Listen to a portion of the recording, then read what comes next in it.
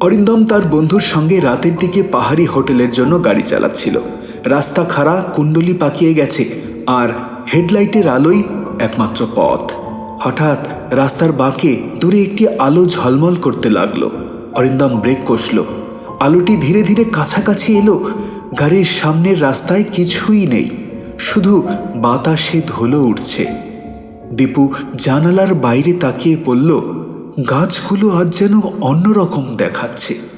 অরিন্দম এক অদ্ভুত অনুভূতি পেল। পাথরের পাশে ছোট ছোট পাখিরা হঠাৎ চুপচাপ হয়ে গেছে। হাওয়া স্থির, বাতাসের শব্দ নেই। তারা গাড়ি আবার চালাতে লাগলো। পথের বাঁক দিয়ে আস্তে আস্তে পাহাড়ের ঝর্ণার কাছে পৌঁছালো। ঝর্ণার জলে চাঁদের আলো পড়ে আর রাতের অন্ধকারে সব কিছু শান্ত, কিন্তু অদ্ভুতভাবে চোখে কিছু আটকে যাচ্ছে। হোটেলে পৌঁছানোর পর তারা গাড়ি পার্ক করলো। অরিন্দম মনে মনে বলল, আজকের রাতটা অদ্ভুত ছিল, কিন্তু কি আশ্চর্য এক শান্তি।